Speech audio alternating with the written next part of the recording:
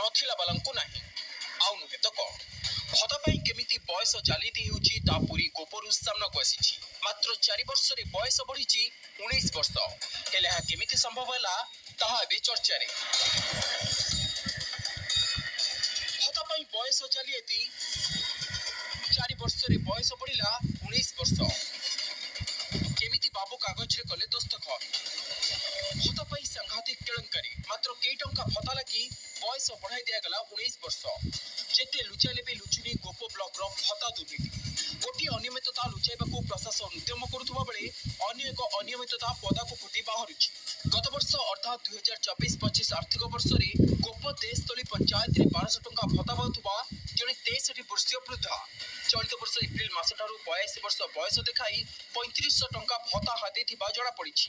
2021 मसिया voter तालिका रे तांकर बयस 63 थिबा बेले 2025 मसिया बेलकू तांको बयस 82 वर्ष होई जाइछि ठीक सेही परि तांकर दुईटी आधार कार्ड मध्ये हस्तगत होइछि जदियो आधार कार्ड रो नंबर समान किंतु दुईटी रो बयस तारतम्य अछि गोटिए तांकर जन्म वर्ष 1942 दर्शाइथिबा बेले अन्यटिरे 1969 उल्लेख करा जाइछि एसबु जनशुणाणी रे उपजिलापाल मध्ये निजे असंतुष्ट होई कि खोलताड़ गले या धरे संपूर्ण रूप रे ब्लॉक वीडियो छबिराणी साहू आउ आपनकर सामाजिक सुरक्षा अधिकारी ममता जेना ए दुई जणा जेंको जदि तदंत परिसर मुक्त जदि करा जिवो ताले ये केते बड़ स्कैम निश्चित भाबरे धरा पड़े कैंसर परि माडी गलानी भत्ता दुर्नीति प्रशासन चुप मालामाल अयोग्य सरकार को योजना पाइबा को भिन्न भिन्न लोक भिन्न भिन्न पंथा अपनाई खास करी गोपरे सुभद्रा टंका दुर्नीति होइतिबा बेले एबे भत्ता टंका रे भी व्यापक दुर्नीति होइछि एबे आळो खोळु खोळु महादेव मिलिबा परिस्थिति कथला घटना जणा पड़िबा परे प्रशासन और किछि राजनेता एई घटना को चापी देउथबा अभियोग हेउछि एतरे कोनसे दिमत नाही या होइछि या पूर्व दिन रे हेतला एबे मत ता सुधुरी नै परंत तनु करे आमे चाहूछु जेमती माने पंचायत रे स्वच्छ निर्मल कार्यक्रम हो जो माने पाइबा योग्य से माने पाको